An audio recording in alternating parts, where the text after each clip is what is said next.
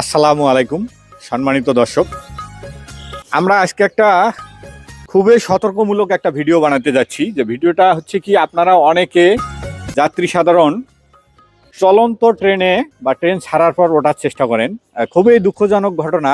এই কয়েকদিন আগে আমাদের সিনিয়র একজন অবসরপ্রাপ্ত রেল স্টাফ, আমাদের একজন এলএম সাহেবের বাবা রংপুর স্টেশনে ট্রেনে উঠতে গিয়ে দুর্ঘটনায় পড়ে মারা গিয়েছেন। চলন্ত ট্রেনে আপনারা ওঠার সময় এই হাতল ধরে ওঠেন, তো এই হাতলটা অন্য অন্য লোহার চেয়ে পিচ্ছিল। এটা অনেকে জানেন না যে এখানে হাত দিলেই এই হাতটা স্লিপ করে। কুয়াশার দিনে বিশেষ করে এটা বেশি পিচ্ছিল থাকে, এটা আমরা অনেকে জানি না।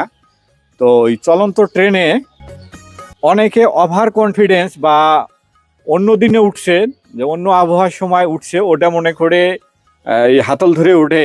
কিন্তু বর্তমানে সমস্ত প্ল্যাটফর্মগুলো মোটামুটি উঁচু থাকায় এই হাতল পিচ্ছিল করে নিচে পড়ে গেলেই দুর্ঘটনাটা ঘটে। এর আগে বছর দুয়েক আগে আমাদের এক পাওয়ার কারের স্টাফ ঢাকা বিমানবন্দর স্টেশনেও সেম ঘটনা হয়ে দুর্ঘটনায় পড়েছিল, অনেকে জানেন।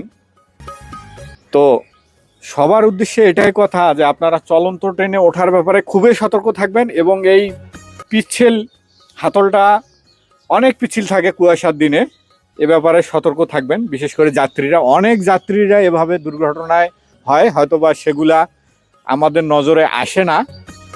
তাই আজকে আমি আমার অডিয়েন্সদের উদ্দেশ্যে এবং যারা সবসময় ট্রেনে চলাচল করে তাদের উদ্দেশ্যেই এই ভিডিওটা বানাইলাম। আপনারা বিশেষ করে কুয়াশার দিন এবং রানিং ট্রেনে ওটা থেকে বিরত থাকবেন। ধন্যবাদ সবাই।